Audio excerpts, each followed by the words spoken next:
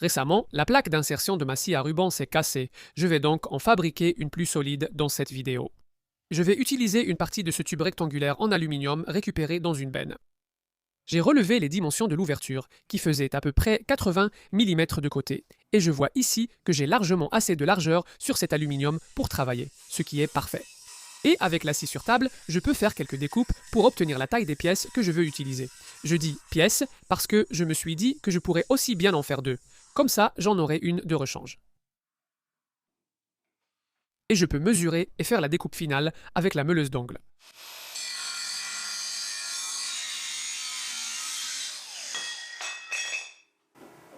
J'installe ensuite mon gabarit de ponceuse à bande pour poncer l'excédent de matière jusqu'au trait de crayon. Et je dois m'assurer que je garde une pièce bien d'équerre. Poncer verticalement permet d'assurer l'équerrage.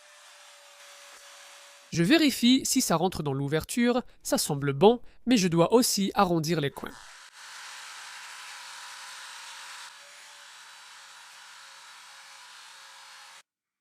Avant d'installer la plaque, j'ai pris le temps de régler l'alignement des roues et les roulements de guidage de ma scie à ruban.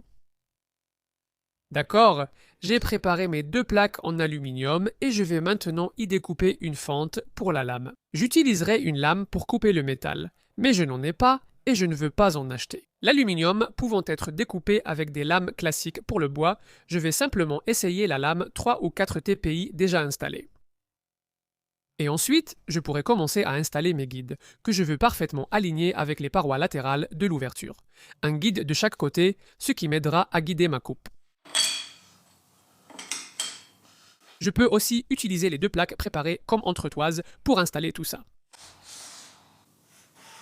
Je peux ensuite allumer la scie et faire avancer lentement la plaque d'insertion dans la lame, en faisant attention à mes doigts.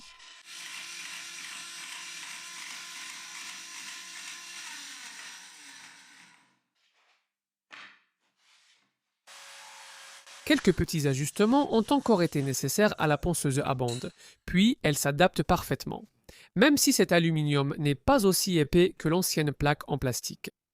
Heureusement, ces rondelles ont l'épaisseur idéale pour compenser la différence, donc je les colle à la superglue dessous, une à chaque coin.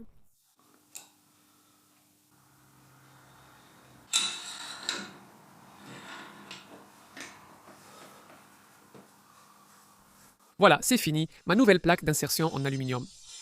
Comme l'original en plastique a duré plus de 8 ans, je ne devrais pas refaire ce type de plaque d'insertion avant longtemps. Merci d'avoir regardé.